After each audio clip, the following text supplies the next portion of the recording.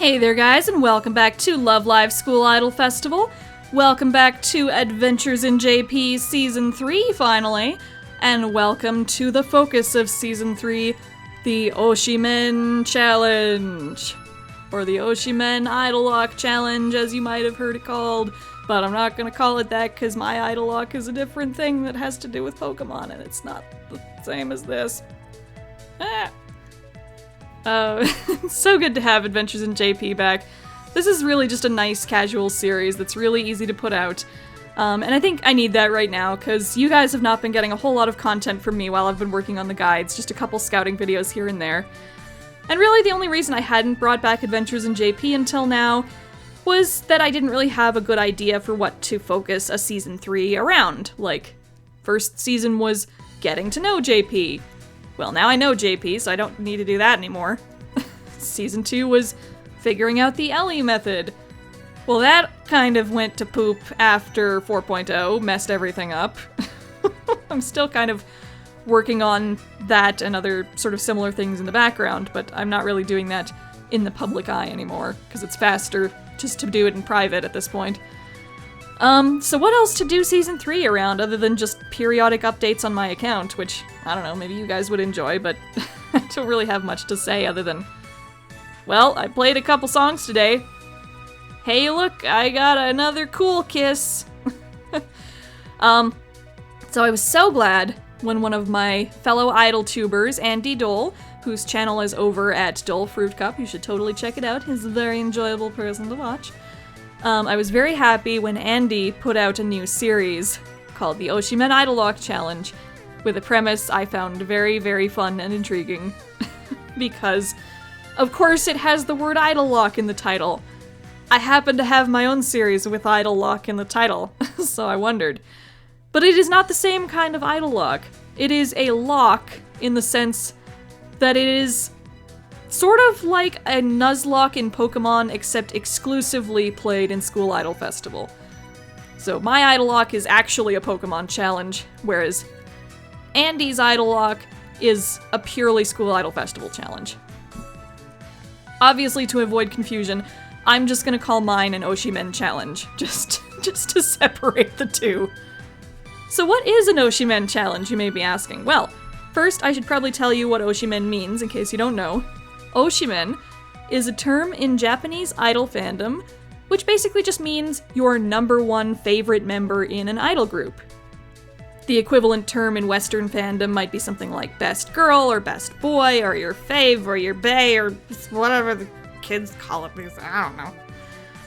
So an Oshimen challenge, if you might guess, is all about gathering cards of your Oshimen, all about gathering cards of your best girls. The only catch is, you can only gather cards of your Oshimen. Oh my, how does that work? So I'm gonna give you the rules in this episode. Not gonna do too much else in this video, just because I want to keep these episodes relatively short. Most Oshimen updates really are only gonna be maybe a few minutes or so just to do a scout, or like a little bit longer to update on more involved aspects of the challenge. But most of the time they're still going to be fairly short. So today I'm just going to give you the rules, and the next episode I'm going to pick my starters, as it were. These rules, by the way, are adapted from the rules for Andy's challenge, obviously. They're also adapted from the rules of the True Idol Challenge, which is sort of the predecessor of the Oshimen Challenge. It was developed by Rinchu over on the subreddit, the School Idol Festival subreddit, and you can find both of those challenges linked in the video description. But as for my challenge, I have tweaked the rules slightly just to suit my own personal needs. If you're doing your own Oshimen challenge, you can likewise tweak the rules to whatever is most comfortable for you, because not everybody has a lot of time to be able to do certain aspects of the challenge, or maybe you're extra hardcore and you want to make it even more difficult for yourself.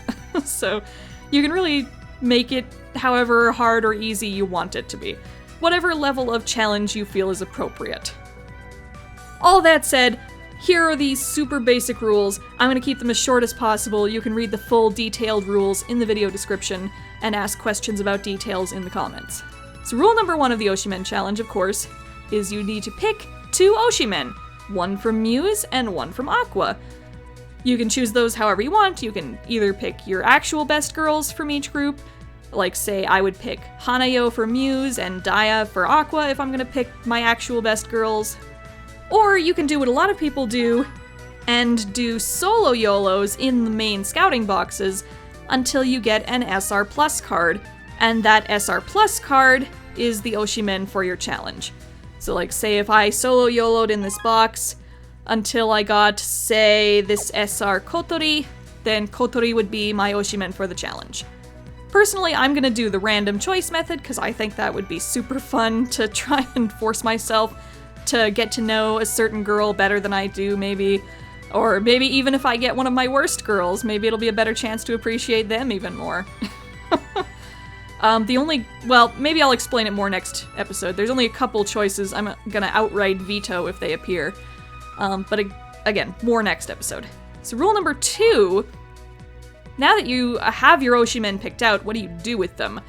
Well, the ultimate goal is to create teams consisting of just your Oshimen.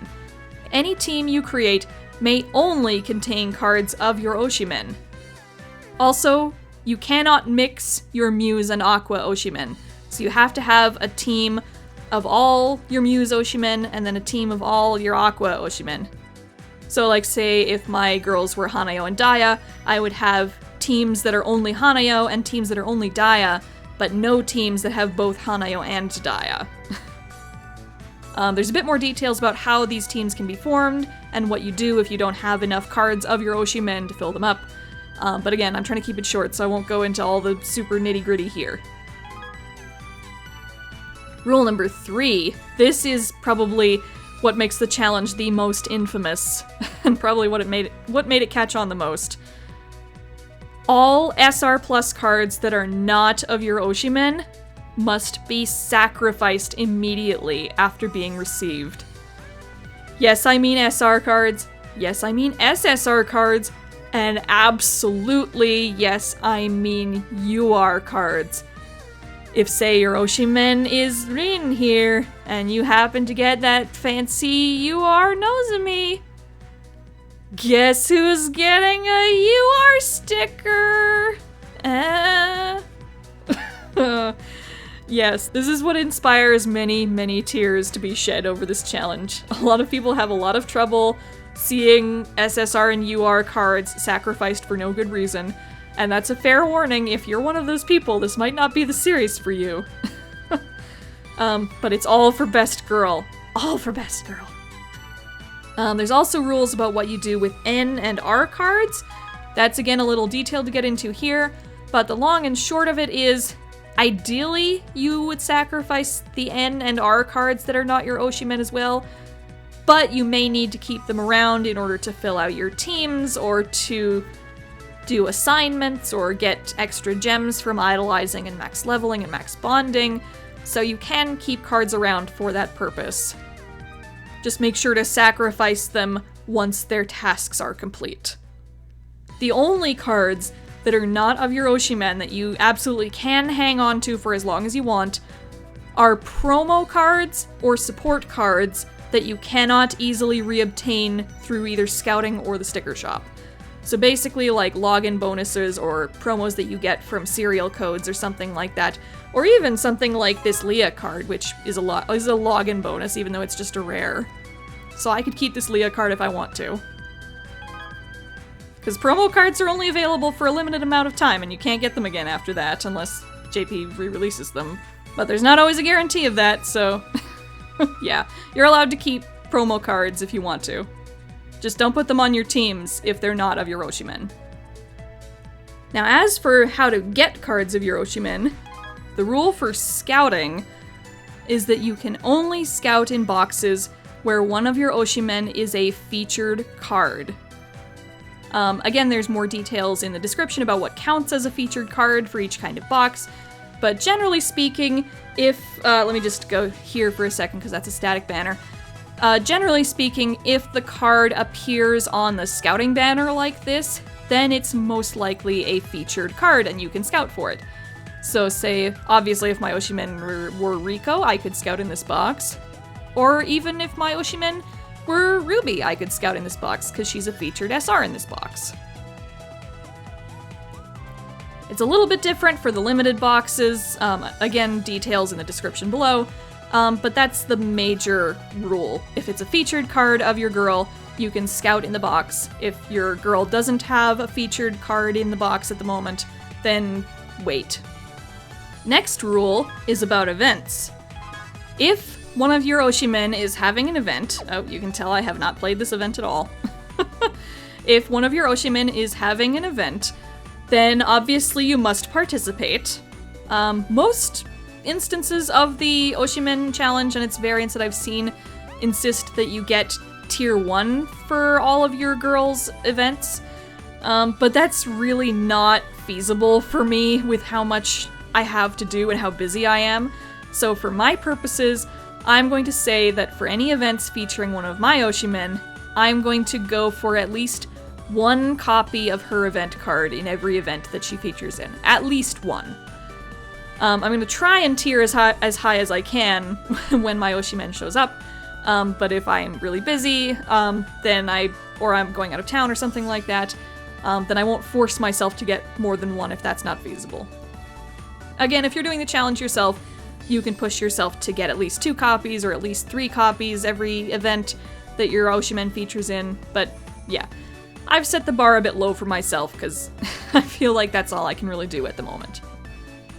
One thing I won't let up on though, because there's no time restriction on how much time you have to complete this task, so I think it's a little fairer to say that you should push yourself a little more on it, is the task to SSS all solo, duet, and trio songs that your Oshimen are a part of. You can choose to do this on either hard mode or expert mode, or God forbid, maybe master mode, but I think expert's a bit easier because more songs are available on it. Oh yes, and you also have to do songs that your Oshimen is a center on, so like say, if one of your Oshimen was Yo, then you would have to SSS Koi ni Naritai Aquarium because that's a song that she is the center of. Andy has provided a helpful chart of all the songs that count for each girl, which songs you have to play for each girl, and again, that will be linked in the video description. But yeah, bottom line, choose either hard or expert, whichever you feel more comfortable with, or whichever you want to be challenged the most by. And you SSS all the solo, duet, trio, and center songs that your Oshimen is a part of on that difficulty. Hopefully that makes sense. Last couple bits, Idolization. You are allowed to use stickers to idolize cards of your Oshimen, and of course you can use duplicate copies if you happen to get duplicate copies. You may not use stickers to idolize cards that are not your Oshimen, because they don't get the special perks of being your Oshimen. Yeah, that's a simple rule. You can use sticker idolization for your Oshimen. And the other thing is you are allowed to use the sticker shop to purchase extra cards that feature your Oshimen. So you can purchase any of these special rares or SRs or even URs if you happen to have the stickers for them.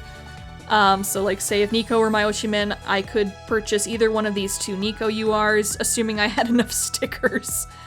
And you might, considering how this challenge works. You can also use stickers to purchase blue coupons if you prefer to spend them on blue coupons. And yes, you are allowed to scout in the blue coupon boxes, even though there's no featured girls. So there you go. Yeah, I think that covers everything. So that's more or less it. That's what an Oshimen challenge entails. I hope that all makes sense. Again, you can ask questions in the comments. And next video, we will be choosing my starting girls. We will be choosing my 2 Oshimen by solo YOLO. So look forward to that. Probably sometime either, maybe even like tomorrow or the next day or something like that. Depends on if I have time. So look forward to that sometime soon. I'll see you then for it. Bye! And the patrons for today's video who donate at least $4 a month are Author X, Ayame, Barbo TK, Blockbuster Video, Cinder, Curtis H, Dork and Mindy, Elaine G, Ellie Stanell, Fear Garden, George D, Isaiah R, Kira Kabuki, Liz C, Logan Scales Aura, Maramp, Myron D, Now, Me, Sarah R, Vivian F, Anne Marie at makitori.tumblr.com, Calder Calderson at calliesquest.tumblr.com, Otaku no Podcast at otakunopodcast.com, and Rita at Rita Plays Games on Twitter. Thank you so much again to everybody. I thank you so much for your support as always, and I will see you again in the next video.